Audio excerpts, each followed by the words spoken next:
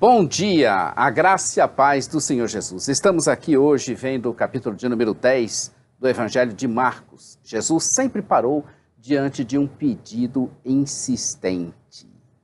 Abra aí a sua Bíblia para você conferir o que nós iremos falar. São 52 versículos no capítulo 10.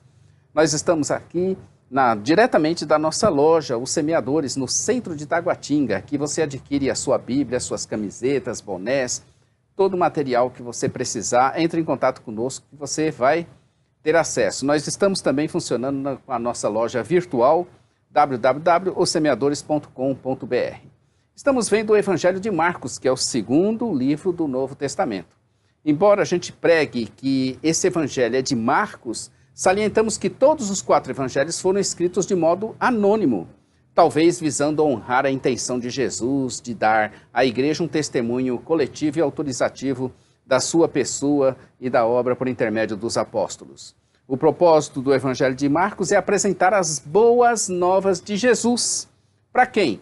Para um público essencialmente gentil, por meio da narração do testemunho dos discípulos a respeito dos fatos notáveis sobre a vida, a morte e a ressurreição de Cristo Jesus. Eu sou o pastor Daniel Deusdete, da igreja Os Semeadores, da loja Os Semeadores, da rede Os Semeadores, rádio, televisão, rádio web, distribuidora, livraria, editora. Nós estamos aí servindo o reino de Deus, proclamando que Jesus está voltando.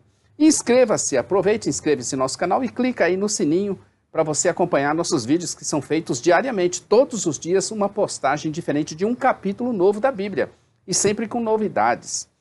Então, abra aí a sua Bíblia para você fazer essa leitura prévia desse capítulo antes de nos ouvir. Também, clica aí, dê o seu joinha se você gostar do que nós iremos falar. Vejamos, nós estamos na terceira parte, e vamos entrar agora na terceira parte, que é o ministério de Jesus na Galileia. Nós já vimos a primeira e a segunda parte, agora começaremos na terceira parte. Nós dividimos em 3 grandes blocos, né? E nós estamos no terceiro bloco. O clímax do ministério de Jesus aconteceu na Judeia, mais especificamente em Jerusalém, o lugar da sua morte e ressurreição. Jesus desafiou as autoridades religiosas e as instituições de Jerusalém. Ele se revelou com maior particularidade aos 12 discípulos, os quais o abandonaram enquanto Jesus sofria e morria. Porém, Jesus comprovou aos discípulos a sua veracidade, quando ele ressuscitou dos mortos. Embora Marcos considerasse muito importante o ministério de Jesus no norte, ele apresenta o ministério de Jesus na Judeia, como o clímax da vida terrena de Nosso Senhor. Nesse ponto, Jesus caminha em direção à sua morte e ressurreição, como ele havia predito. Didaticamente, para melhor entendermos o assunto, vamos dividir essa terceira parte em subpartes. Nós vamos ver aí, são 10 subpartes. Então vejamos, começamos agora com os ensinamentos, os ensinos de Jesus durante a jornada. Vamos ver a parte A.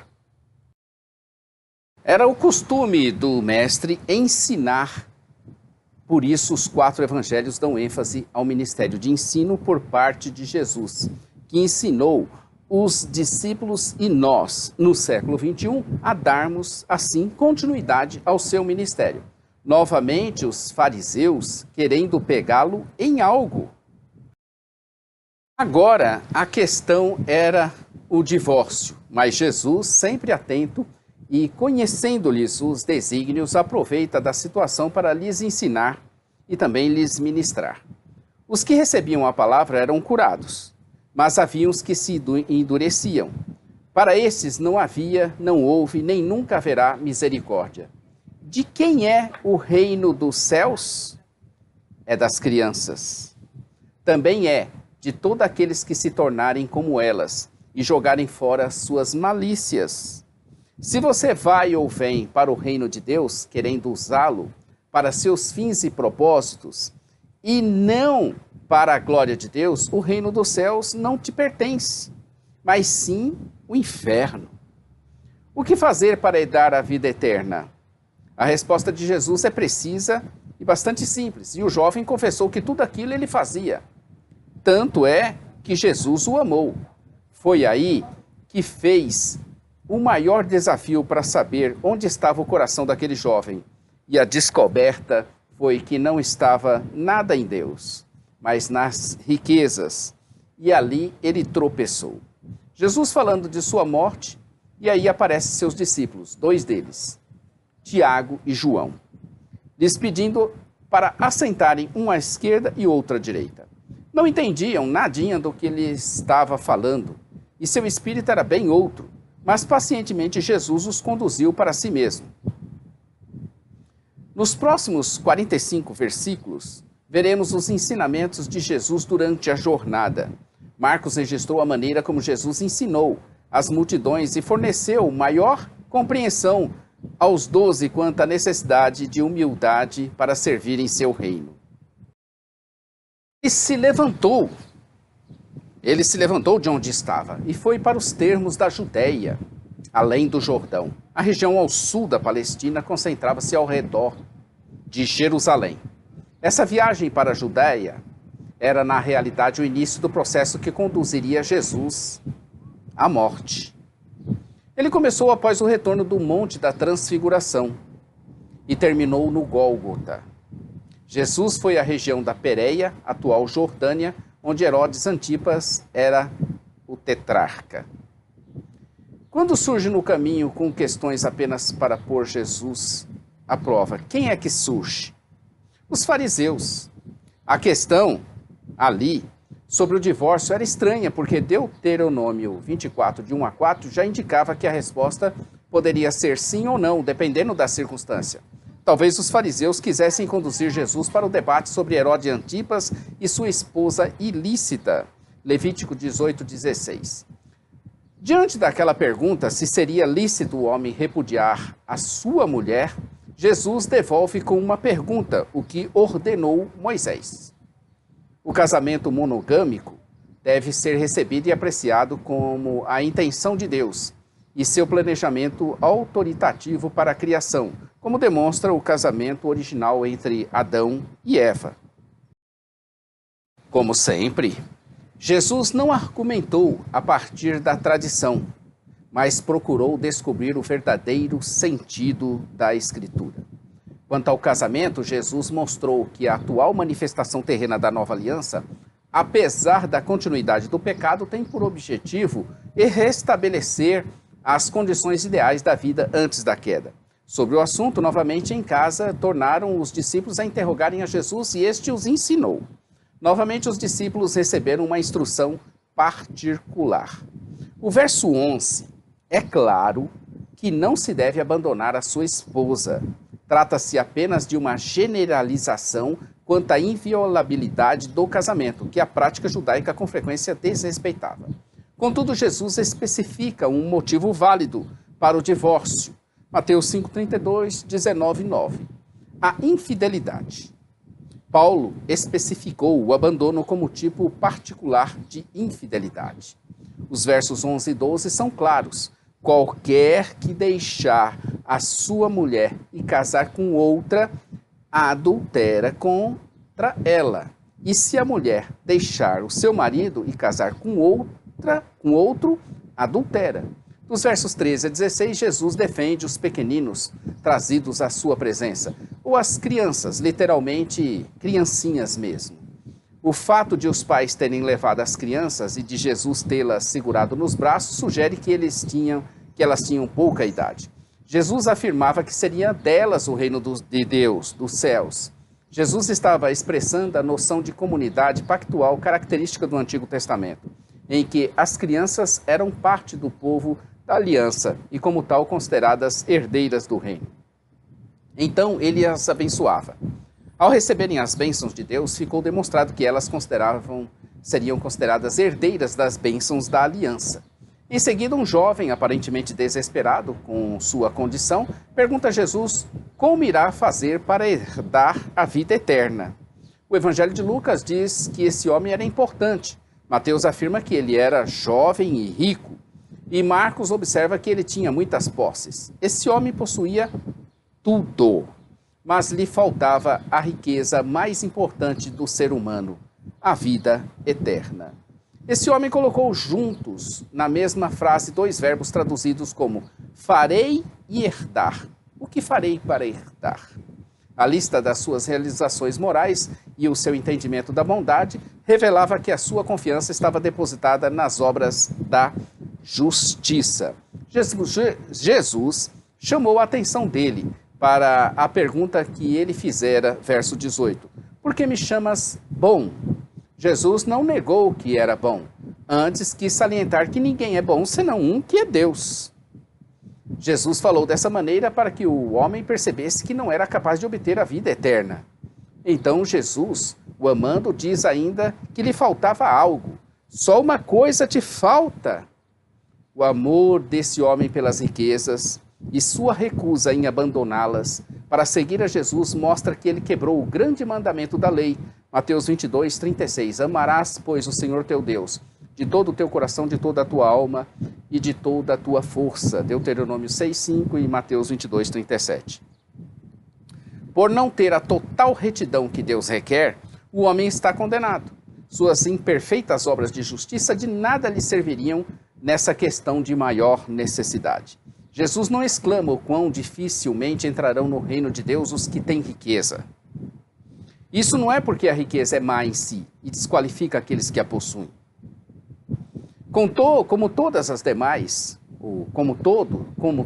demais pessoas decaídas, os ricos rejeitam a Deus porque amam mais o dinheiro e confiam mais no dinheiro do que em Deus. A riqueza produz uma tentação particularmente forte para rejeitar a Deus, pois oferece muitos benefícios que são agradáveis. Se não fosse pela intervenção graciosa de Deus em mudar o coração do rico, este continuaria amando o seu dinheiro acima de todas as coisas, e assim ele iria morrer em seu pecado. Os discípulos ficaram admirados com essas palavras do mestre, mas em reforço Jesus repetiu, enfatizando que seria muito difícil entrar no reino de Deus. Seria mais fácil passar um camelo pelo fundo de uma agulha do que um rico entrar no reino dos céus, ou no reino de Deus.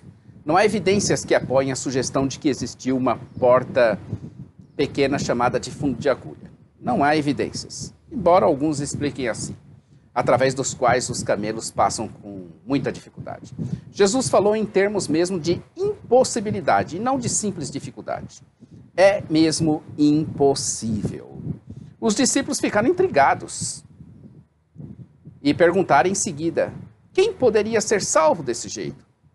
Essa pergunta demonstra que os discípulos entenderam a afirmação de Jesus como a afirmação de que ninguém é bom o bastante para ser salvo. E ninguém pode produzir tanta bondade ou se justificar de forma que ele possa cumprir todos os requisitos e ser salvo pela prática da justiça. Por causa dessa nossa natureza pecaminosa, a salvação para os seres humanos é impossível. A salvação procede do Senhor, mediante a sua iniciativa soberana e divina. João 2, 9, conforme Salmo 3, 8, 68, 19 a 20. Quando Jesus disse que para os homens isso seria impossível, mas não para Deus, ele não estava falando para Deus, mas para os homens. Que isso fique bem claro para nós refletirmos em sua frase, muito interessante. Para Deus não há impossíveis. Como Pedro era muito impulsivo, logo exclamou, por todos, que tudo deixariam para seguirem a Jesus. Embora a salvação não possa ser merecida, o recebimento dela resulta num comprometimento radical. Isso é muito importante, né? Ela não pode ser merecida, não há mérito. Você recebe de graça, mas o receber te compromete. Resulta num comprometimento radical. Então a salvação é gratuita. Você recebe de graça. Você não fez nada e não vai fazer nada por merecê-la. Mas ao recebê-la, gera comprometimento. E comprometimento radical. Jesus os consola fazendo promessas aos fiéis. Conforme a Bíblia de Estudo de Genebra, que você adquire aqui na nossa loja, a tradição judaica dividia a história nestas duas eras. O presente se refere ao período atual do pecado e morte, enquanto o porvir se refere à era futura da salvação trazida pelo Messias. Na teologia do Novo Testamento, essas duas eras se sobrepõem entre a primeira e a segunda vindas de Cristo. Os seguidores de Cristo experimentam hoje muitas bênçãos da era futura, mas também sofrem as tribulações da era presente. Assim, na era presente há o cêntuplo de bênçãos, mas também há perseguições.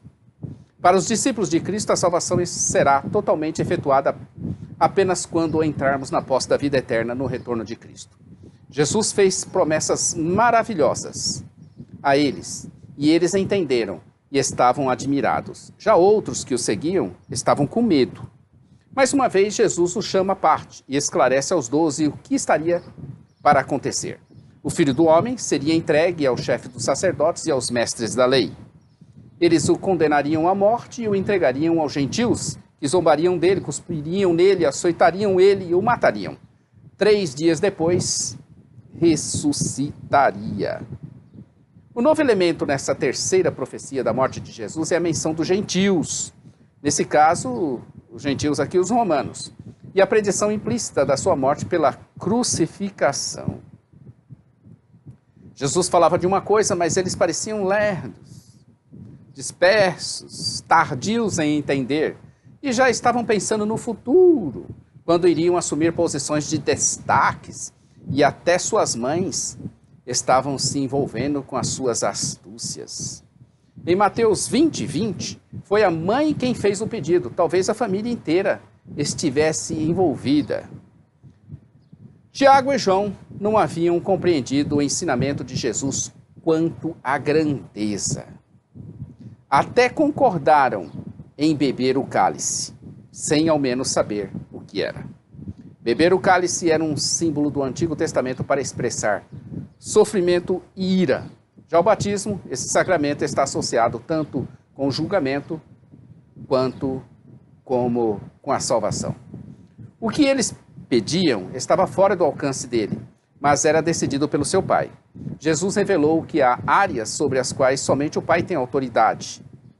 Esses assentos são decididos de acordo com o plano divino da redenção e em conformidade com os princípios para o serviço que Jesus ensinou. Capítulo 9, verso 35. Ouvindo os outros 10 isso, ficaram indignados com Tiago e João, mas Jesus interviu e lhes deu uma grande lição. Provavelmente os outros 10 discípulos ficaram indignados, não porque Tiago e João falharam em aplicar o ensinamento de Jesus, mas porque eles também queriam os mesmos assentos de honra. O ensino anterior, que Jesus repetiu aqui, teve por objeto eliminar essas noções mundanas de poder e autoridade. Engraçado, eu estou rindo, porque eles não tiveram um nobre pensamento. Pelo contrário, eles estavam invejando eles que passaram a dianteira deles, né?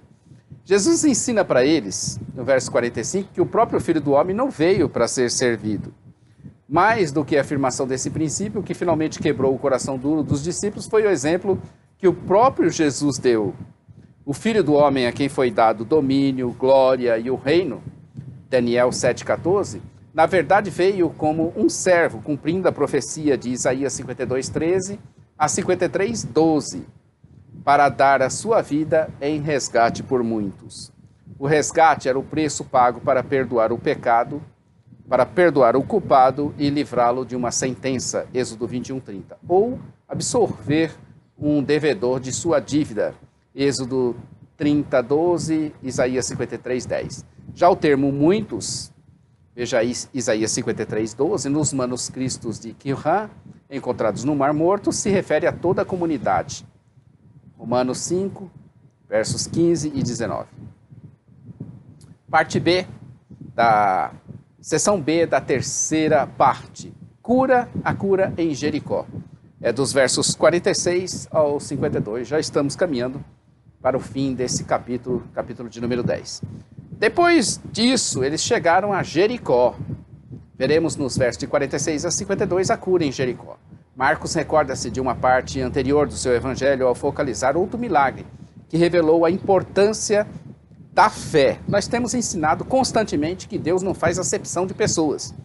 Em todos os lugares lhe é aceitável aqueles que cumprem os seus mandamentos e têm fé.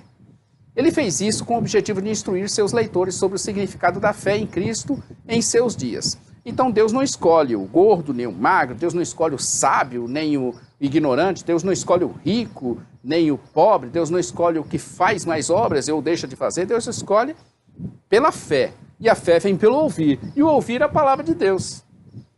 Jericó era uma cidade situada a cerca de 240 quilômetros abaixo do nível do mar, é distante cerca de 25 quilômetros a nordeste de Jerusalém. O primeiro povoamento do local ocorreu em 6000 a.C. Uma nova cidade localizada mais ao sul foi construída por Herodes o Grande no século I a.C. Foi quando Jesus estava saindo que o filho de Timeu, Bartimeu, que era cego, começou a clamar ao filho de Davi, que tivesse misericórdia dele. A explicação para esse nome semítico, Bartimeu, que significa filho de Timeu, demonstra que Marcos escrevia ao menos em parte para um público gentil. Filho de Davi era um título messiânico popular, retirado do Antigo Testamento. Jesus não o rejeitou, mas mandou chamá-lo. Jesus não o rejeitou. Não rejeitou o cego que estava fazendo o pedido, mas mandou que ele viesse até ele. Uma das características mais marcantes do ministério de Jesus é que ele sempre encontrava tempo para aqueles que sofriam. E você e eu, nós estamos encontrando tempo para o nosso próximo?